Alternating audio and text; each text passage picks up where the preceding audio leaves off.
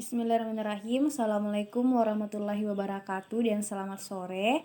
Sebelumnya saya mengucapkan terima kasih kepada peserta mata kuliah partisipasi dan pemberdayaan masyarakat yang telah mengontrak mata kuliah ini.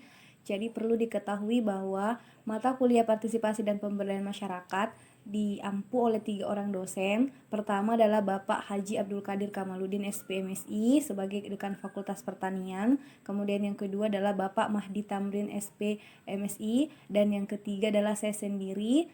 Nah, mata kuliah partisipasi dan pemberdayaan masyarakat ini merupakan mata kuliah semester 5 oleh program studi kehutanan Fakultas Pertanian Universitas Khairun Ternate.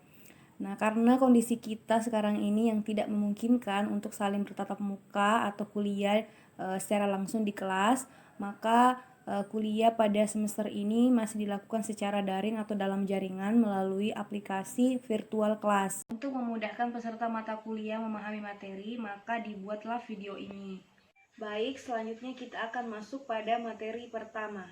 Jadi sebelum kita masuk pada materi kuliah, saya akan memperlihatkan terlebih dahulu RPS atau Rancangan Pembelajaran Semester dari mata kuliah Partisipasi dan Pemberdayaan Masyarakat. Nah, dapat kita lihat sendiri pada slide. Jadi materi pembelajaran atau pokok bahasan itu ada 8, mulai dari pendahuluan sampai kepada pemimpin masyarakat. Nah, untuk saya sendiri, jadi di sini ada materi perkuliahan, mulai dari pembangunan kehutanan, pembangunan masyarakat, dan pemberdayaan masyarakat sampai pemimpin masyarakat.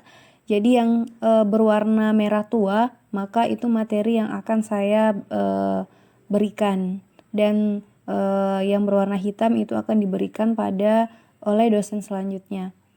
Jadi materi pertama yaitu tentang pembangunan kehutanan, pembangunan masyarakat, dan pemberdayaan masyarakat. Ya, pendahuluan. Nah, pertama kita mulai dari pembangunan kehutanan.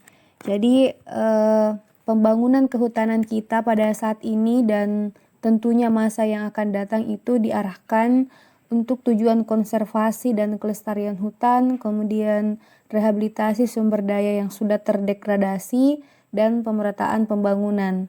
Nah, dalam paradigma baru tersebut ini, peran serta dari masyarakat dalam pembangunan itu menjadi menonjol.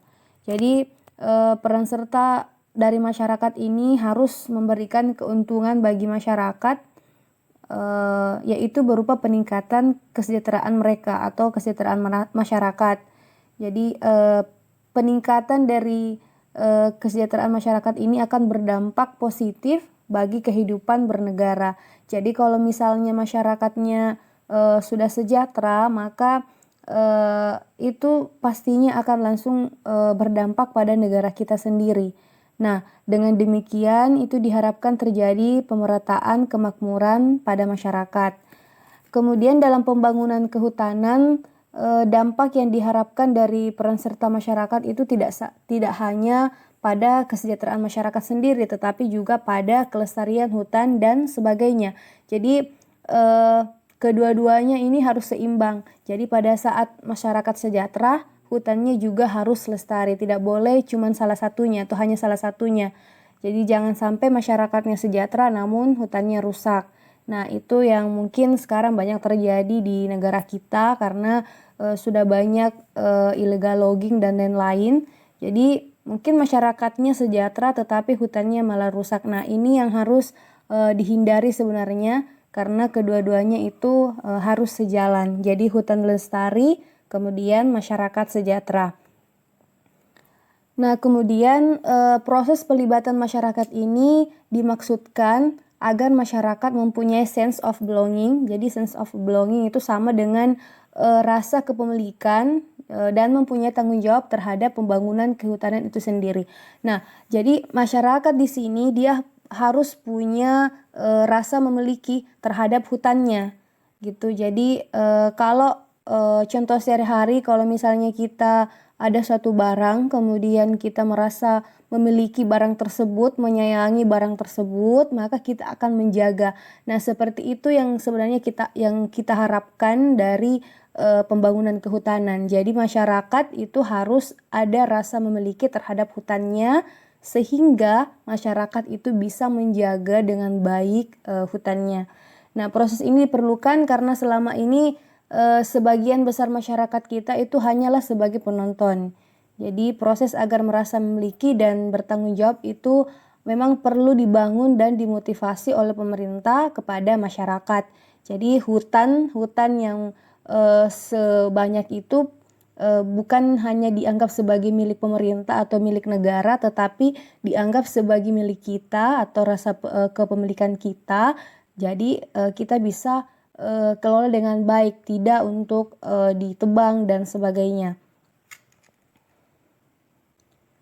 Nah, apa itu pembangunan masyarakat? Jadi pembangunan masyarakat itu merupakan suatu upaya terencana dan sistematis, tersistem yang dilakukan oleh untuk dalam masyarakat untuk meningkatkan kualitas hidup penduduk dalam semua aspek kehidupannya di dalam suatu kesatuan wilayah. Nah, itu secara umum pengertian dari pembangunan masyarakat. Nah, kemudian bagaimana menurut PBB? Jadi pembangunan masyarakat itu dianggap sebagai suatu gerakan. Jadi suatu gerakan yang direncanakan untuk menciptakan kondisi-kondisi bagi kemajuan sosial ekonomi masyarakat dengan partisipasi aktif dan kepercayaan sepenuh mungkin atas prakarsa masyarakat. Jadi di sini ada yang saya berikan warna merah tua, jadi ada gerakan, kemudian ada direncanakan, kemudian ini untuk kemajuan sosial ekonomi masyarakat, tetapi masyarakat itu sendiri harus berpartisipasi aktif. Jadi bukan hanya sebagai penonton, tetapi harus aktif dalam membangun. Nah, selanjutnya adalah pemberdayaan masyarakat. Apa itu pemberdayaan masyarakat? Jadi pemberdayaan masyarakat merupakan suatu kegiatan yang diberikan kepada sejumlah orang agar berdaya, baik itu misalnya dari segi keterampilannya, kemudian dari segi pengetahuan, dan bahkan kekuasaan, sehingga kelompok masyarakat tersebut itu memiliki daya dan kekuatan. Kemudian pemberdayaan masyarakat ini itu bisa dilakukan dengan berbagai macam aktivitas yang sudah terorganisir sehingga masyarakat ini memiliki kemampuan personal, kemudian masyarakat ini dapat mengatasi dan memperbaiki situasi yang berkenaan dengan mereka. Jadi makanya pada saat ini itu seringkali dibuat program atau mungkin kegiatan-kegiatan atau aktivitas untuk memberdayakan masyarakat itu sendiri, misalnya mulai dari sekolah lapang dan lain-lain. Itu berbagai macam kegiatan dilakukan guna untuk meningkatkan pengetahuan keterampilan dari masyarakat itu. Lanjut, kemudian pemberdayaan ini dilakukan dengan serangkaian proses. Jadi untuk membuat masyarakat itu berdaya itu tidak boleh langsung seketika saja, tetapi dia harus melewati berbagai serangkaian proses atau berbagai macam proses sampai pada masyarakat atau tujuan dari pemberdayaan itu tercapai. Jadi tidak langsung mungkin kita rasakan, tapi berproses. Jadi serangkaian proses yang telah ditetapkan oleh pihak yang bersangkutan karena tujuan pemberdayaan untuk memberikan sebuah daya kepada sekelompok masyarakat yang dalam kategori lemah dan identik dengan masyarakat miskin. Sehingga kekuatan yang diberikan kepada masyarakat ini harus sesuai dengan tujuan yang diharapkan dengan cara proses yang tepat yang akan memengaruhi kelanjutan hidup masyarakat itu sendiri. Jadi orang yang biasanya diberdayakan itu adalah orang yang sekelompok orang yang dimaksudkan untuk memperoleh pemberdayaan adalah orang atau masyarakat yang termasuk dalam kategori lemah atau tidak mampu. Jadi di sini ada kata kategori lemah dan identik dengan masyarakat miskin atau tidak mampu. Itu yang biasanya diberdayakan.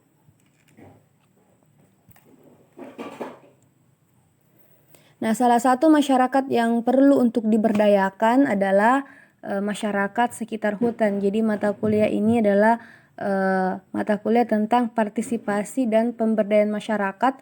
Masyarakat yang dimaksud dalam mata kuliah ini adalah masyarakat sekitar hutan. Nah, ini contoh gambar dari beberapa masyarakat yang mungkin tinggal di sekitar hutan. Jadi ini ada yang sedang kita lihat, ada yang menebang kayu, kemudian ada yang sedang mengambil lebah untuk dimanfaatkan mungkin madunya, kemudian ada yang mengambil rumput, kemudian ada juga yang sedang mengambil aren yang berada di pohon aren. Nah, apa itu masyarakat sekitar hutan? Jadi masyarakat sekitar hutan itu adalah masyarakat yang bermukim di daerah dekat dengan kawasan hutan yang memiliki interaksi ataupun hubungan yang kuat dengan kawasan hutan karena masyarakat itu memperoleh kebutuhan perekonomiannya melalui pemanfaatan potensi hutan. Ya, jadi banyak masyarakat di negara kita tetapi tidak tergolong pada masyarakat sekitar hutan. Jadi masyarakat sekitar hutan itu adalah masyarakat yang tempat atau daerah tempat tinggalnya itu di dekat atau sekitar kawasan hutan, kemudian kebutuhannya itu biasanya mereka peroleh dari hutan tersebut. Jadi kebutuhan perekonomiannya itu melalui pemanfaatan potensi hutan. Nah, artinya adalah misalnya jika hutan itu tidak ada atau mungkin mereka dilarang untuk mengambil atau memanfaatkan potensi hutan itu, maka masyarakat itu tidak bisa memenuhi kebutuhannya. Nah, jadi seperti itu. Nah, ini ada beberapa ciri-ciri atau karakteristik dari masyarakat sekitar hutan. Ya, mungkin tidak semuanya, kalau untuk saat ini tidak semua ciri-ciri ini masih ada dalam masyarakat sekitar hutan, tapi ya ini secara umum. Jadi yang pertama adalah dia identik dengan tingkat perekonomian dan pendidikan yang rendah. Nah, kenapa bisa seperti itu? Karena seperti kita ketahui bahwa hutan itu kan umumnya berada di pedesaan. Nah, ada di kota, tapi itu yang dibuat oleh manusia, ya, hutan kota. Nah, karena berada di pedesaan, makanya di pedesaan itu biasanya pendidikannya rendah. Kenapa bisa rendah? Pertama mungkin karena lokasi sekolah atau untuk pendapatannya juga rendah, jadi mungkin ada yang mau sekolah tapi tidak bisa. Nah, ini jadi identik dengan tingkat perekonomian dan pendidikan rendah. Itu masyarakat sekitar hutan. Kemudian dia memiliki kecenderungan untuk memenuhi kebutuhannya dengan bergantung terhadap sumber daya hutan. Nah, seperti yang tadi saya jelaskan bahwa masyarakat sekitar hutan itu dia kebutuhannya itu biasanya bergantung terhadap sumber daya hutan. Jadi misalnya untuk membangun rumah mungkin dia butuh kayu untuk bangun rumah tersebut. Nah, itu bergantung pada hutan itu. Kemudian misalnya dia butuh madu ini mungkin mereka jual untuk biaya hidup mereka, misalnya seperti itu. Kemudian yang ketiga, tingkat pendidikan yang rendah membuat tidak terampil dalam melakukan aktivitas yang tidak pernah mereka dengar dan ketahui. Jadi karena lokasinya atau misalnya tempat tinggal mereka mungkin yang jauh dari khalayak, jauh dari kota, tempat umum itu, jadi mungkin ada informasi-informasi yang mereka tidak dengar atau mungkin tidak pernah mereka ketahui, sehingga itu menjadikan mereka tidak terampil. Nah, inilah yang perlu diberdayakan. Kemudian keterbatasan pengetahuan masyarakat sekitar hutan membuat mereka mengolah hutan secara sembarangan. Tapi ini tidak semua masyarakat sekitar hutan seperti itu. Jadi ada juga masyarakat hutan, misalnya di hutan adat itu meskipun mereka tidak pernah sekolah atau mungkin pengetahuannya itu terbatas, tetapi mereka mampu mengelola hutan dengan baik. Nah, ini tergantung dari kondisi dari masyarakat itu sendiri. Jadi ada juga masyarakat yang mengelola hutan itu dengan baik meskipun mungkin keterbatasan terhadap pengetahuan. Nah, selanjutnya masyarakat sekitar hutan itu cenderung memanfaatkan potensi sumber daya hutan dengan cara yang tidak baik, artinya mengambil sumber daya hutan dengan cara merambah. Nah, kalau sudah seperti ini, maka ini yang harus diberdayakan. Karena kalau misalnya masyarakat itu merambah terus, maka hutannya itu lama-lama akan rusak juga. Nah, kemudian yang terakhir merambah yang dilakukan masyarakat di sini yaitu menebang pohon-pohon atau tumbuhan-tumbuhan yang berada dalam hutan tanpa memperbaiki hutan itu kembali. Jadi dia tidak melakukan reboisasi. Jadi tidak ada perbaikan atau memperbaiki kembali hutan itu setelah mereka tebang. Nah, itu yang dimaksud dengan merambah. Nah, dari ciri-ciri yang tadi atau karakteristik tersebut, jadi misalnya karakteristik ini dimiliki oleh masyarakat sekitar hutan, maka itulah yang perlu untuk dilakukan pemberdayaan. Nah, ini seperti kita bisa lihat pada gambar, jadi mungkin ada pemberdayaan masyarakat kawasan ekosistem apa, kemudian pemberdayaan masyarakat sekitar hutan dan sekitar waduk kabupaten apa, kemudian ada bina hutan rakyat. Nah, ini salah satu ini beberapa aktivitas yang bisa dilakukan untuk memberdayakan masyarakat. Jadi banyak aktivitas atau kegiatan yang bisa dilakukan untuk memberdayakan masyarakat sekitar hutan. Nah, selanjutnya adalah bagaimana syarat-syarat sehingga pemberdayaan masyarakat itu dianggap berhasil. Jadi secara sosiologis pemberdayaan masyarakat akan berhasil apabila memenuhi syarat-syarat sebagai berikut. Apa itu? Jadi yang pertama adalah masyarakat mengerti, jadi dalam arti mampu menangkap maksud program yang diperkenalkan. Nah, jadi misalnya ada lembaga atau mungkin ada pemerintah atau instansi yang masuk misalnya memberikan pemberdayaan kepada masyarakat. Nah, jika masyarakat itu mengerti apa yang diberikan atau yang ditawarkan atau yang disuluhkan kepada masyarakat itu, nah artinya pemberdayaan itu dianggap berhasil. Jadi masyarakat harus mengerti. Nah, ini hanya contoh gambar. Jadi hanya gambar contoh kecil, misalnya ada pelatihan kemudian si pelatih ini mempraktekkan di depannya masyarakat, di depan mereka, di depan peserta. Kemudian setelah itu pesertanya yang kemudian mempraktikkan sendiri apa yang diajarkan oleh pemateri tadi. Nah, kalau misalnya dia sudah bisa, berarti masyarakat itu sudah dianggap mengerti sehingga bisa menghasilkan. Jadi contoh gambar yang ketiga itu sudah jadi barang atau keterampilan yang diajarkan tadi oleh si pelatih. Harus mengerti, masyarakatnya harus mengerti program yang diperkenalkan oleh pemerintah atau oleh instansi dan lain-lain.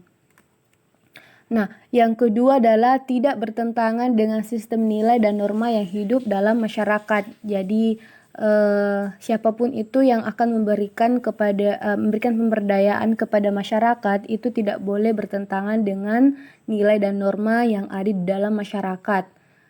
Jadi ini contoh gambar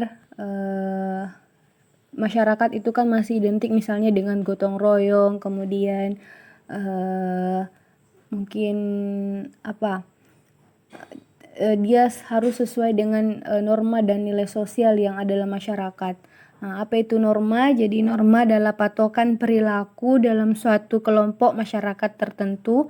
Kemudian nilai sosial itu penghargaan yang diberikan masyarakat terhadap sesuatu yang dianggap baik, luhur, pantas